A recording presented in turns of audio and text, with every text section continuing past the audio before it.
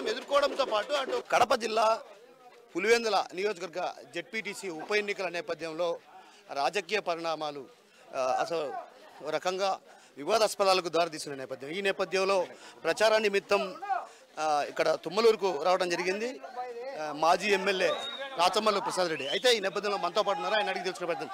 అన్న, ఎలా చూడాలి అసలు టీడీపీ వాళ్ళు చేసినటువంటి వ్యాఖ్యలను ఎలా చూడాలి? ఏం చేస్తున్నారు టీడీపీ వాళ్ళు? అంటే అరాచకాలు అక్రమాలకు వైసీపీ అడ్డా కాబట్టి గతంలో కూడా గడిచిన ఎన్నికల్లో కూడా ఇదే విధంగా అక్రమాలకు అరాచకాలకు పాల్పడి యునానిమస్ చేసుకున్నారన్నటువంటి భావన వ్యక్తం చేస్తూ కూడా వ్యాఖ్యలు చేస్తున్నారు. మేము మాట్లాడుతున్నామా వాళ్ళు మాట్లాడుతున్నారా?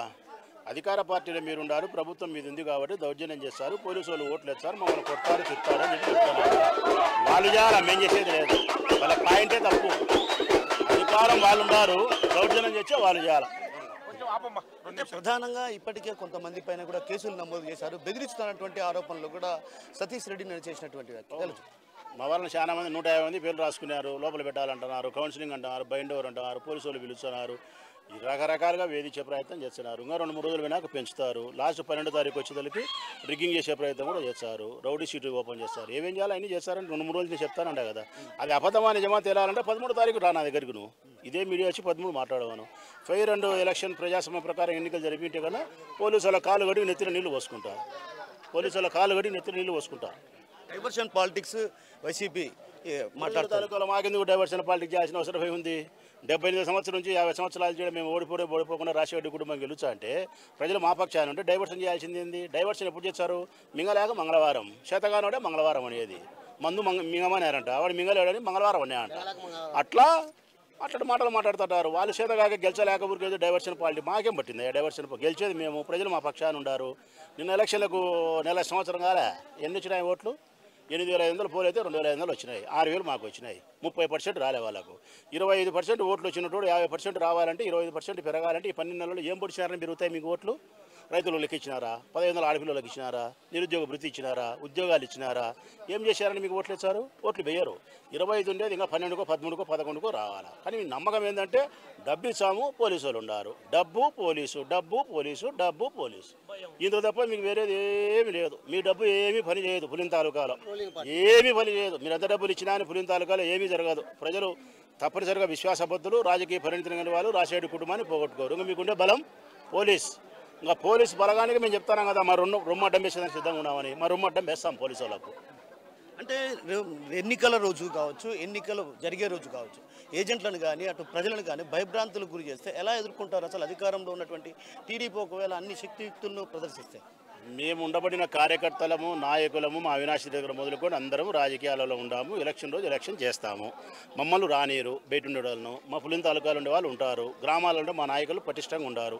మా నాయకులందరినీ తీసుకుపోయి నువ్వు జైల్లో పెడతావు, మా నాయకులను తీసుకుపోయి ఇంకోటి చేస్తావు. మా ఆడోళ్ళు లేరు, మా ఆడోళ్ళు చేస్తారు పోలింగ్. మా ఆడోళ్ళు జరుపుతారు ఆ రోజు పోలింగ్ 12వ తారీఖును. మా ఆడోళ్ళు ఇదే జరుగుతుంది. చూడు కావాల్సింటే. అంటే గెలుపుపై మీ ధీమా ఎలా ఉంది? 3 నుంచి 4,000 ఓట్లతో తప్పేటదే గెలిచాడు. ఇప్పుడు తప్పేట వినపడిలే, అట్టనే జగ్గునక్కు. మంత్రి సవిత కూడా కీలకమైన వ్యాఖ్యలు చేసింది. ప్రతిసారి డైవర్ట్ పాలిటిక్స్ చేస్తారు వీళ్ళు వైసీపీ వాళ్ళు. ఏదైతే తప్పు దొరికినప్పుడు ఖచ్చితంగా వాళ్ళు డైవర్షన్ పాలిటిక్స్ చేస్తారని నిన్న కూడా మంత్రి సవిత వ్యాఖ్యలు చేసింది. పులివెందుల రాజకీయం 75 నుంచి ఆమె తీసుకుంటే అవగాహన ఉంటే ఈ మాట మాట్లాడదన్నా. డైవర్షన్ పాలిటిక్స్ని ఓడిపోయేటోడు చేస్తాడు, ప్రజా విశ్వాసం లేనితోటి చేస్తాడు, సుపరిపాలన అందించలేనితోటి చేస్తారు. వాళ్ళకి ప్రజా విశ్వాసం లేదు, సుపరిపాలన చేయలే, ఓడిపోతారు. డైవర్షన్ వాళ్ళు చేస్తారు. ఇంతసేపు మాటనే ఇంతే. అంటే ప్రధానంగా ఇప్పటికే కొంతమంది ఎమ్మెల్యేలు కూడా ఇక్కడ తీసుకువేసి ప్రచారం చేస్తున్నారు. సో ఎలా చూడాలి? తప్పనిసరిగా రాష్ట్రంలోనే 175 చోట్ల వాళ్ళు గెలిచిన 124 మంది ఎమ్మెల్యేలు రమ్మను, 25 మంది మంత్రులు రమ్మను, అందరూ వచ్చి ప్రజాస్వామ్యబద్ధంగా క్యాన్వాస్ చేసుకోమను. మీరు ఈ ప్రభుత్వంలో చేసిన మంచి పాలన ప్రజలకు చెప్పండి. అయ్యా మాకు సంవత్సరమైంది అధికారం వచ్చి, ఇదిగో మేము ఈ పని చేసినాం, ఈ ప్రయోజనం మీకు చేసినాం కాబట్టి మాకు ఓటు వేయండి అని చెప్పి మీరు చేసినది ఏందో అడగండి. మీరు ఏమి చేయలేదో చెప్పి మేము ఓటు అడుగుతాము. మీరు గెలిచారు, మేము గెలుచాం. మీ 164 మంది ఎమ్మెల్యేలు వచ్చి చేసినా మాకు అభ్యంతరం లేదు. ఫ్రీ పోలింగ్ జరగాల, దౌర్జన్యం జరగకూడదు, ప్రజలను భయభ్రాంతులకు గురి చేయకూడదు, ప్రజాస్వామ్యాన్ని గౌరవించండి. అంతిమంగా గెలిచాల్సింది తెలుగుదేశం పార్టీ, వైఎస్ఆర్ కాంగ్రెస్ పార్టీ కాదు. ప్రజాస్వామ్యం గెలవాలా. ప్రజాస్వామ్యంలో ప్రజలు దేవుళ్ళు. వాళ్ళ అభిప్రాయం గెలవాలా. వాళ్ళ అభిప్రాయం గెలవాలంటే మీరు దౌర్జన్యం చేయకూడదు. అంటే ఒకవేళ ఇన్ కేసు ఎన్నికల రోజున ఈయన పోలీస్ ఫోర్స్ మీరు అన్నట్లు పోలీస్ ఫోర్స్ను అడ్డం పెట్టుకొని ఓటర్లను కూడా భయభ్రాంతులకు గురి చేస్తే ఏంటి పరిస్థితి అసలు? మళ్ళా చెప్పు. ఎన్నికల రోజున మీరు అన్నట్లు పోలీసులను అడ్డం పెట్టుకొని పోలీసులకు వైసీపీకి మధ్య వారని మీరు అంటున్నారు. నేనేమంటున్నాను అంటే అదే ఎన్నికల రోజున అధికారంలో ఉన్నది టీడీపీ కాబట్టి పోలీసులు కూడా ఈ రాష్ట్రానికి సంబంధించిన వాళ్ళే ఉంటారు కాబట్టి ఒకవేళ పోలీసులపై ఒత్తిడి తెచ్చి ఓటర్లను కావచ్చు అదేవిధంగా ఏజెంట్లను కూడా కూర్చోబెట్టుకోకుండా చేసే పరిస్థితి వస్తే ఏంటి అంటున్నారు. ఏజెంట్లు కూర్చుండేదానికి మా కార్యకర్తలు మేము సంసిద్ధంగా కూర్చుంటాము. మమ్మల్ని ఏదన్నా మీరు ఇబ్బంది పెడితే మా ఆడోళ్ళైనా కూర్చుంటారు, మా ఆడోళ్ళైనా పోలింగ్ చేస్తారు. ఇంకా ప్రజల్ని బెదిరించామనే దానికి నేను చెప్పేది ఏంటంటే సముద్రానికి ఎవడన్నా వానమ్మ వంతెన కట్టగలుగుతాడా? సముద్రానికి చేతులు అడ్డపెట్టి నువ్వు నీళ్ళు ఆపగలుగుతావా? అట్లా ప్రజలను భయపడించి మేము ఓటుకు రానికొనంటే ఏం చేస్తాం? అది జరగని పని. పోలీసుల తరం కాదు. తప్పకుండా ప్రజలు వస్తారు. మీరు ఎప్పుడు ప్రజలు రాకుండా పోతారంటే బయట భయానకరమైన వాతావరణము చాలా దుర్మార్గం జరిగి బాంబింగ్ జరిగి నరుక్కొని కొట్టుకొని జరిగినప్పుడు ప్రజలు రారు. పోలీసు వాళ్ళు బెదిరించి రావాకంటే పోలీసు వాళ్ళు బెదిరించినప్పుడు ప్రజలు రాకుండేవి ఉండరు. ఒకవేళ అదే పరిస్థితి కొనసాగితే ఒకవేళ టీడీపీ నేతలు ఏదైనా వివాదాలకు దారితీస్తే ప్రజాస్వామ్యం చచ్చిపోయింది, దానికి సిగ్గుపడాల్సింది వాళ్ళు. ప్రజాస్వామ్యం చచ్చిపోయింది, దాన్ని సిగ్గుపడాల్సింది వాళ్ళు. సమాధానం చెప్పాల్సింది కూడా వాళ్ళే. మీకు ధైర్యం ఉంటే, మీడియాకు ధైర్యం ఉంటే ఆపుతూ మేము దుర్మార్గం చేసేటే మమ్మల్ని దూదెక్కినట్టు ఏకు, లేదు వాళ్ళు దుర్మార్గం చేసేటే మీకు ధైర్యం ఉంటే హృదయం ఉంటే వాళ్ళని ఏకు. మీకు ఆడ ధైర్యం ఉంది, మీకు ధైర్యం లేదు, మీరు ఏకరు. మీరు ఎంతసేపునా అధికార పార్టీకి అనుకూలంగా మీరు వాళ్ళు మాట్లాడతారు. అట్లా మాట్లాడకూడదు. మీరు కూడా ప్రజాస్వామ్యాన్ని గౌరవించాలా. మేము తప్పు చేసి మమ్మల్ని ఏకు, వాడు తప్పు చేసి వాడు ఏకు. ఎక్కుతావా చూస్తాంలే. ఖచ్చితంగా గెలుపు అయితే మీదే అంటారు. 1,00,000 సార్లు 1,00,000 సార్లు అన్నా కాకేడ్చినట్టు చెప్తానా, గెలిచేది వైఎస్ఆర్ కాంగ్రెస్ పార్టీ, హేమంత్ రెడ్డి 3 నుంచి 4 వేలతో గెలుస్తాం. మేము ఓటేచ్చి ప్రజలు ఓటేచ్చే మేము గెలుస్తాం, పోలీసు వాళ్ళు ఓటేచ్చి వాళ్ళు గెలుస్తారు. సో మొత్తం ఎన్నికల్లో ఖచ్చితంగా ప్రజాస్వామ్యబద్ధంగా ఎన్నికలు జరిగితే మాత్రం హేమంత్ రెడ్డి గెలుపు ఖాయం. ఎవరు కూడా ఎన్ని అడ్డంకులు సృష్టించినా కూడా అడ్డుకునే ప్రసక్తే లేదు. ఒకవేళ అవసరమైతే మహిళలే బయటికి వచ్చి ఏజెంట్గా కూర్చొని పోలింగ్ నిర్వహించే పరిస్థితి ఉంటుందన్నటువంటి భావన మనతో పాటు ఉన్నటువంటి మాజీ ఎమ్మెల్యే రాచమల్లు ప్రసాద్ రెడ్డి చెప్తున్నారు. అదితో కిషోర్, RTV, పులివెందుల నుంచి.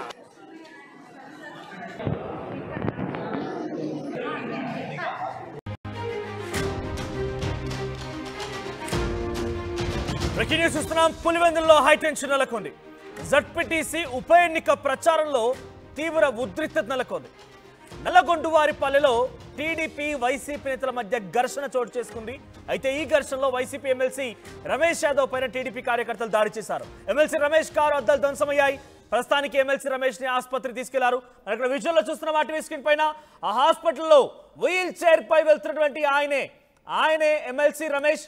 సో ఆయన కారు పైన దాడి జరిగింది. టీడీపీ కార్యకర్తలు దాడి చేశారట. సో పులివెందుల్లో జడ్పీటీసీ ఉప ఎన్నిక కొనసాగుతోంది. సో ప్రచారంలో భాగంగా ఆయన హాజరయ్యారు. అయితే ఆయన కారు పైన దాడి చేశారు టీడీపీ కార్యకర్తలు. ఆయన చేతికి గాయమైనట్టు తెలుస్తోంది. మనం RTV స్క్రీన్ పై చూస్తున్నాం. ఆయన భుజాన్ని పట్టుకొని ఉన్నారు.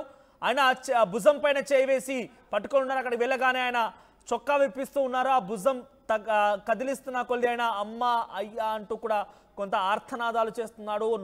భరించిన నొప్పితో ఆయన బాధపడుతుంటే కనబడుతున్నాడు. ఏదేమైనా ఒక ఎమ్మెల్సీ కారు పైన టీడీపీ శ్రేణులు దాడి చేయడం, ఆయన గాయపరచడం ప్రస్తుతానికి వైసీపీ శ్రేణులు ఆందోళన వ్యక్తం చేస్తున్నారు. సో వైసీపీ ఎమ్మెల్సీగా ఉన్నటువంటి ఈ వ్యక్తి పైన దాడి చేసిన ఘటన కొంత ఆందోళన గురి చేస్తోంది. వైసీపీ ఎమ్మెల్సీ రమేష్ కారు పైన దాడి చేసి ఆయన గాయపరిచారు. సో ప్రస్తుతానికి అక్కడ కొంత ఉద్రిక్తత వాతావరణం నెలకొంది.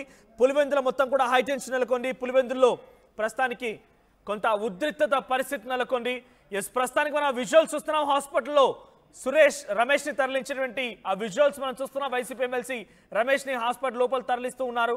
సో పులివెందుల్లో జడ్పీటీసీ ఉప ఎన్నికల నేపథ్యంలోనే ఈ ఉద్రిక్తత చోటు చేసుకుంది.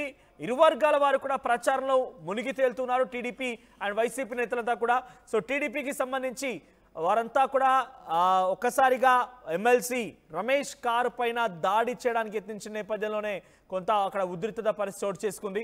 సో ఎవరి ప్రచారంలో వారు ఉండగా మరి ఎందుకు ఇంత ఉద్రిక్తత పరిస్థితి చోటు చేసుకుంది? జడ్పీటీసీ ఉప ఎన్నికల్లో ప్రచారంలో ఎందుకు ఆ గ్రామంలో ఈ పరిస్థితి నెలకొందనేది కొంత ఆందోళనకరంగానే ఉంది. సో నల్లగొండు వారి